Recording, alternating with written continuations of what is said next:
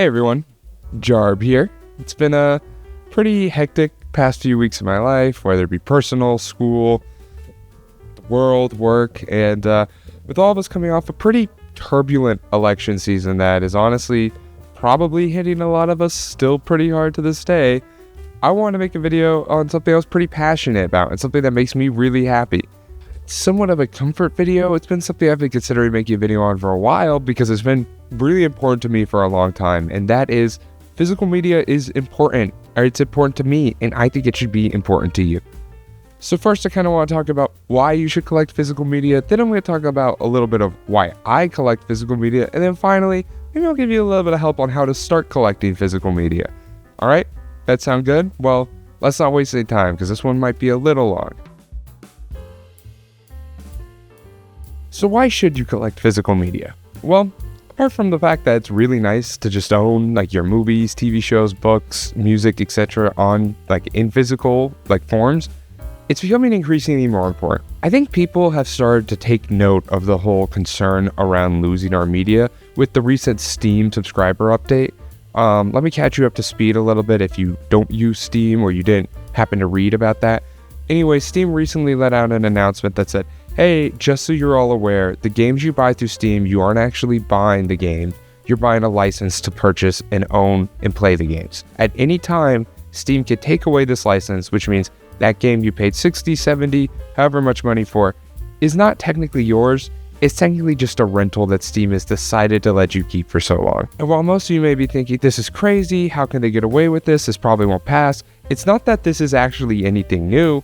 It's that this is something Steam has been secretly doing for a while, or secretly had in their policies for a while, and just are now finally vocalizing. All of this was because of a lawsuit, by the way, which forced them to indicate that this was the case. This put like the Steam subreddit and just like gaming communities in general into like a pure frenzy, and people were starting to freak out reading the fine print and realizing that, yeah, Steam could very easily just kind of gut your library and take away those games that you love and that you paid money for. And yeah, as someone who buys a lot of games on Steam and plays a lot of my games on PC, this is a little scary to me, but this has also been a fear I've had for a good while now.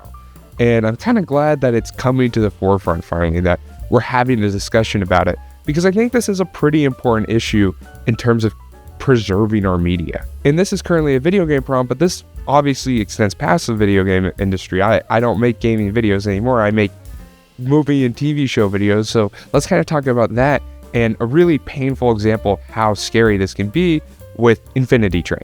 Now, I don't know how many of you see Infinity Train. It's phenomenal. If you haven't seen it, we'll get into ways to see it, but find a way.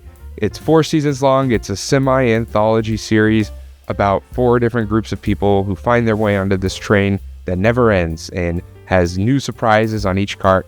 And it's awesome. It's well animated. It's greatly written. And now it's not available to stream anywhere unless you're willing to pay $15 to buy the whole season on Amazon Prime.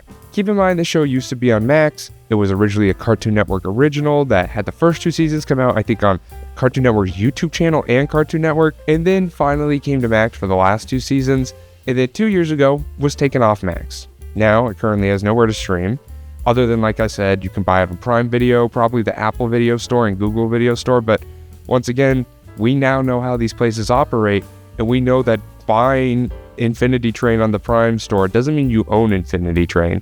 It means until Amazon decides so, you own a license to watch Infinity Train. And a really big concern about this is that only the first 2 seasons got physical DVDs. As it is right now, you have to go through Amazon, Google Play, etc. if you want to watch those last 2 seasons. They are quite literally your only option. I mean, we're at the point where the creator himself is on Twitter talking about, hey, you should pirate my show. Please pirate my show so you watch it, because it's awesome. And that sucks, because I wish they were making money off it, because it's a phenomenal show. Like I keep stressing, this is a problem that's just worrying me more and more, especially with a recent movie like Killers of the Flower Moon only going straight to Apple TV Plus, and apparently with no plans for a physical release, which is kind of terrifying when you think about it. One of the most recent and profound Martin Scorsese masterpieces is going to be potentially gone because of the whims of a streaming service. It's never going to be able to be preserved physically like many great pieces of art are. And we're just basically hoping that the cloud and the companies that control the cloud right now are going to be our friends, or are going to do something that may not always be the most profitable for them. And if we've seen how companies act like Max does, then it's not going to continue to be good for them. I mean, we're talking about arguably the defining movie of the 2020s, like as a decade so far, easily the defining movie of last year, and probably, I've heard a lot of people say, just like the defining movie of the Biden presidency. And we might not ever see a physical release for that. We might not ever have a DVD or Blu-ray for that. And that is, like I keep stressing, scary. Netflix TV shows and Netflix movies, they never have like physical releases anymore. Stranger Things got a few, and some shows got some, but a lot of them don't. All it takes is Netflix deciding, hey, we're going to hit the delete button today, and we could lose a lot of TV shows and movies we like. I mean, there's a show that I really like called American Vandal that only exists on Netflix currently, and we're basically just hoping that Netflix doesn't just get rid of it one day, because it's not the most popular show on earth. I mean, the Target and Walmart don't even sell like Blu-rays near me anymore. Walmart doesn't do the DVD bins anymore. And it's not like I was always going to Target to buy my Blu-rays, but it was nice to go there and to look at the Blu-rays sometimes. And now that I think about it, actually, a lot of my first Blu-rays I bought at Target. My Scott Pilgrim Blu-ray, I think my Spider-Man 2 Blu-ray. I bought a lot of Blu-rays at Target. And so, yeah, we're just losing like the need, I guess. I don't want to use the word need, because it is need.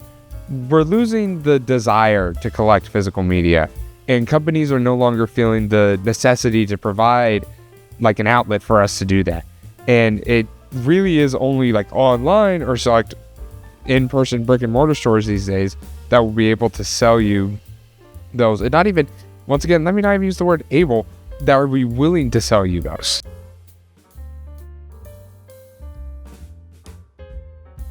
Shifting away from fear-mongering, there are a ton of reasons to buy and own physical media that isn't just being afraid of losing it, even though I think that is a really tangible reason to start collecting. For one, computer cannot mimic how good this shit feels in my hands, you know? I can own a movie and a book on a computer now, but it's not going to feel the same as actually holding this, as flipping through the pages of this book does, you know? Of opening this case right here and popping that movie out. It's not going to feel the same. It's going to be the click of a button on a mouse that I use to open my emails and that I use to edit photos, to edit this video. So there is a certain level of like niceness of just like sentimentality almost to owning something physically. I bet if you're a book person, this point really resonates with you, because like it's nice to hold something like, you know, something like girthy, something thick, to just feel it and then to look at it and then just like, yeah, this is mine, this is cool, this is real, this is right here. I can tell you I've read Invincible, I can show you I have an app that lets me read Invincible, but is that as cool as showing you I had an Invincible omnibus, or sorry, compendium, because this is technically a compendium? I don't think so. I think there's a certain level of just like, I guess, cred. You get a little nerd cred for owning your media like this. It's getting easier and easier to just like doom scroll on like Netflix, Hulu. I mean, it's social media. It's getting easier and easier to like just doom scroll on social media, but also easier and easier to just doom scroll on like Netflix, Hulu, Max, Prime, until you find something and just throw it on. And I'm very guilty of this myself. You just put on something to put on something, or you're just looking for something to kill your boredom. And I just think that when you're watching something physically with a DVD versus on a streaming service, it feels a lot more purposeful. To like pick out that movie, to grab that DVD, to put it in the player. I'm just saying that a DVD feels like you're committing to the experience a bit more. And that might sound really pretentious and really dumb, and also you might be sitting here saying, I've watched a ton of movies on Apple TV Plus or on Netflix that I was intentionally going to my way to watch, and that's 100% true. I'm not at all implying you can't have an intentional experience with the streaming service and watching something on there. I'm just saying it feels, at least to me, like inherently more purposeful to do it physically with a physical version of that media.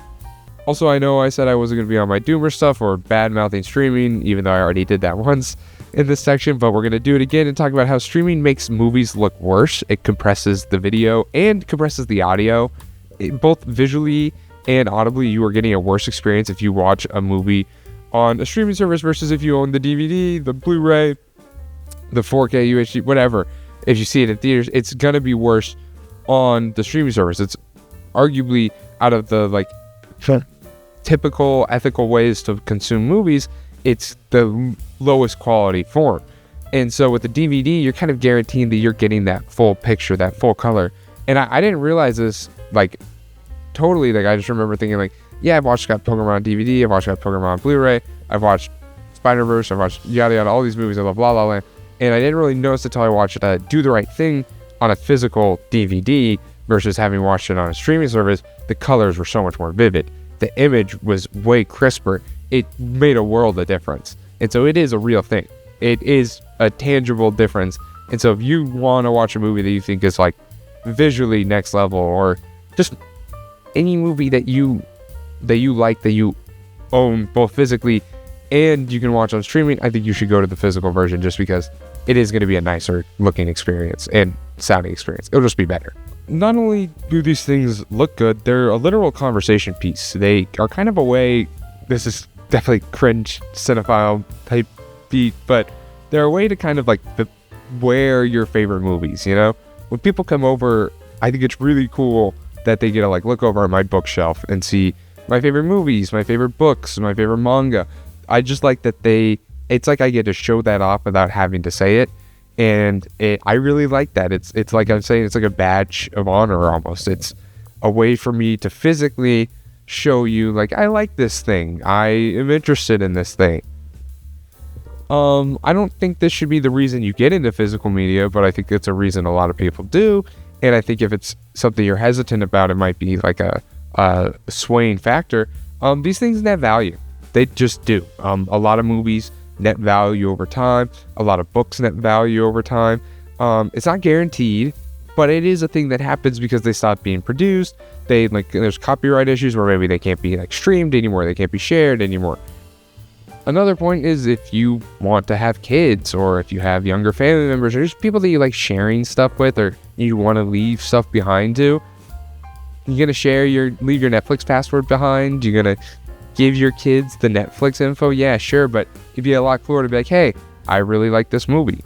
Here's this movie I like. Here's this collection of things I had. It's kind of cool to me to think that maybe one day the kids I might have would get my entire Blu-ray collection, They'll get all my books. They'll get all my comics. And I'm that's pretty cool to me. They'll get all that and, maybe they'll sell them. They'll have it, It's part of me. It's an important part of me that I'm going to be able to give to them.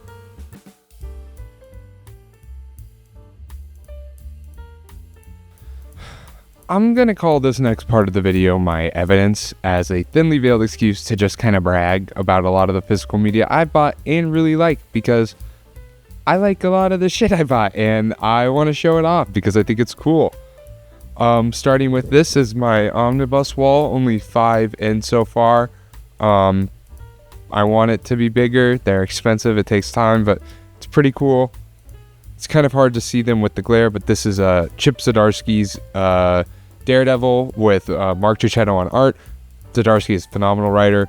Cicchetto might be my favorite artist ever, at least for Spider-Man. He's phenomenal, and he's also great for Daredevil here. I really like this story. I really like how it intertwines Matt's guilt with his Catholicism, and also how his Catholicism both pushes him away from being Daredevil and towards being Daredevil. It really is a phenomenal story. I have heard it gets bad in the second volume, and I could see the slow creeping remnants of bad at the very end, but I recommend this Omni.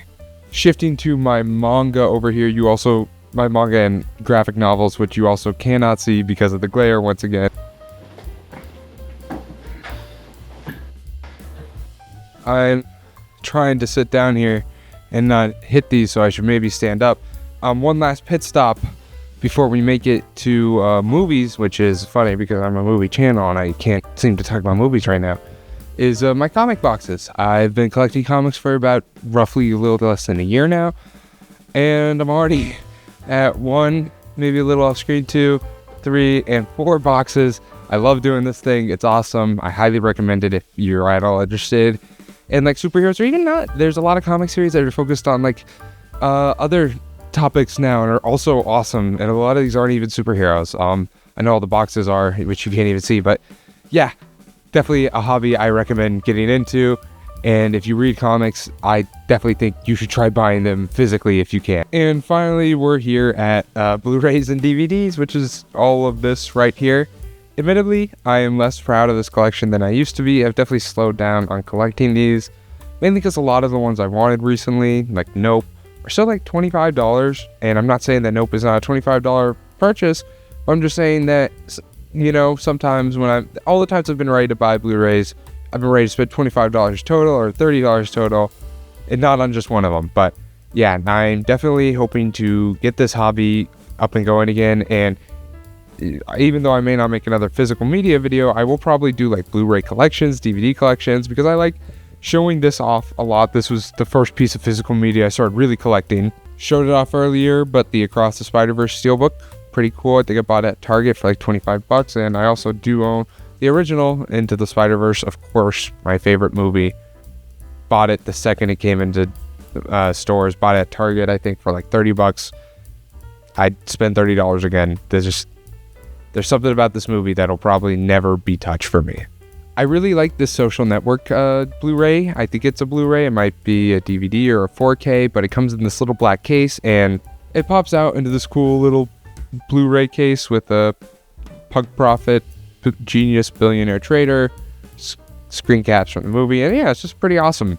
Also, one of my favorite movies ever.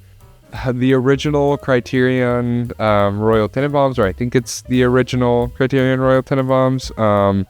Bought this at Zia Records, which if you live in Tucson, Arizona, you know is a record store that also sells a ton of Blu-rays.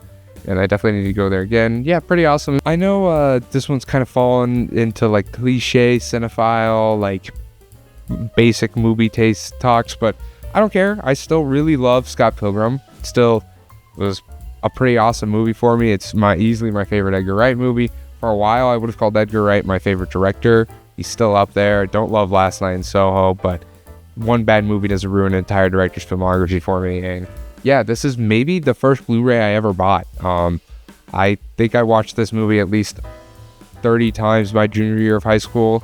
Sticking on the theme of Edgar Wright from earlier, we have the Cornetto trilogy triple feature, World's End, Hot Fuzz, and Shaun of the Dead. Don't ask me to rank them because it switches like every day. A lot of the times I will say Shaun of the Dead is my favorite.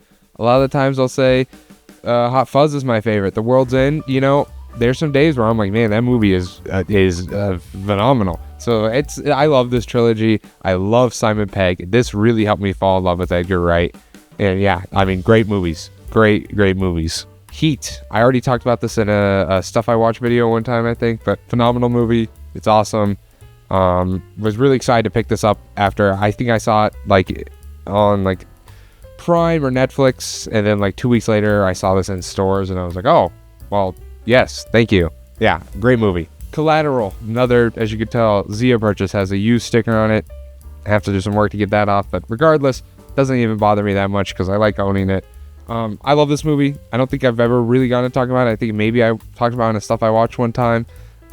This is great. I love Cruise in this. This is probably my favorite Michael Mann, even over Heat, which I know is controversial, but I just like this. This works for me. It's simple and straight to the point in the best way possible for me.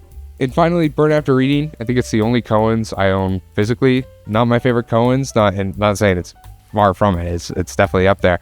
But just I saw it at Zia. Love this movie. Very glad to own it physically. It's great. It's a great movie. Plan on making a video about the Coens, probably multiple, and this will definitely be something I talk about when I do. So I'll save most of my thoughts for that. But yeah, Burn After Reading, love it.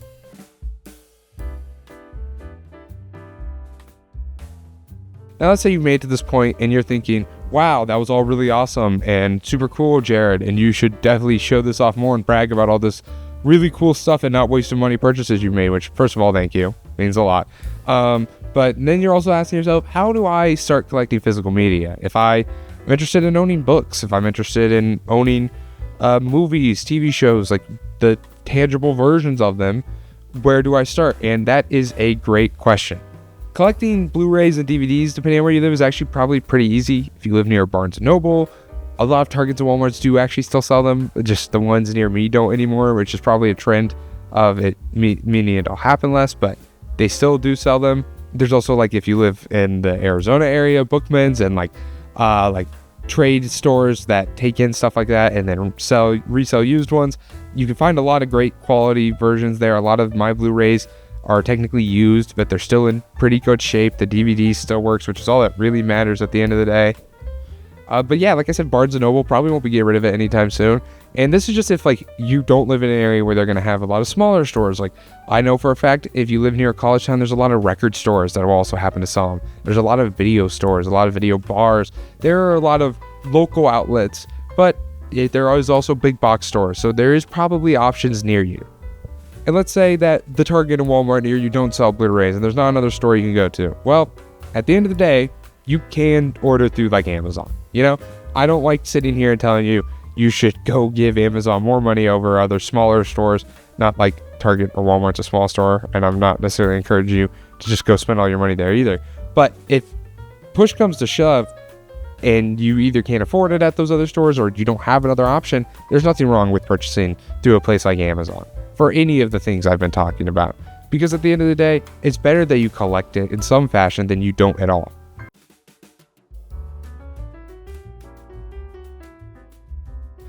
I think the reason I'm so passionate about this topic and making a video on something like this is because I'm feeling really doomer about a lot of the physical media state of the world. And also, I miss Blockbuster. It didn't really hit me till the other day, but a large reason why a lot of this is so important to me is because of Blockbuster. And hear me out for a minute, all right? When I was a kid and when I was in elementary school, almost every Friday after school, my mom would take me to 7-Eleven. We both get Slurpees, or I'd get Slurpees. I don't know what she got. Maybe Slurpees. And then we go to Blockbuster and I get to rent a game or a movie for the weekend. And I remember every weekend or every week just being so excited for the weekend. Not just because, I didn't have school and stuff, but I got to go do that with my mom. And I got to be in that Blockbuster. I got to look at those shelves on tops of shelves of movies and games and all these things I didn't know about, and it was right there in front of me, and I could grab it and I could touch it and I could feel it. I could flip the case over and I could read about the new Randy Moss catching mechanics in Madden 12 or whatever, or the new Transformers movie and how Megatron and Optimus Prime kiss in this one or whatever. But I remember also when it shut down. And I remember being like, this sucks. But Redbox came around and then I was able to get my stuff there. And now Redbox is shut down. And it's not like I was using Redbox all the time these past few years. I don't remember the last time I ever touched a Redbox. But it's more so the fact that that experience is slowly fading away. I remember being in that store. I remember being that excited and being just so, it feels silly to say about a bunch of plastic DVD cases, but so filled with joy and so curious and ready to see what was in front of me. And with more and more streaming, we're losing the literal tangibility of our art, the physicality of it, and we're losing experiences.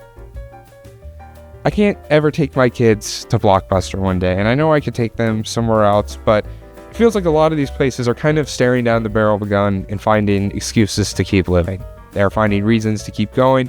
They're finding loopholes, new ways. But at the end of the day, streaming is kind of seemingly the end-all be-all for a lot of these companies and for a lot of people. I don't blame you if streaming is the only way you watch movies. It's more convenient.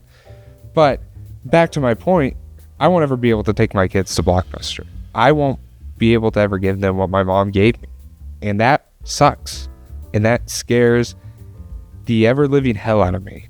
So all that's to say, if you really care about those things that I mentioned above, which I bet a lot of you do. I know there's probably no reason you're watching this video if you don't care about movies, TV shows, music, video games, etc. One of those things, comic books, one of those in some capacity. If I don't think you'd be watching this video if you didn't care about them.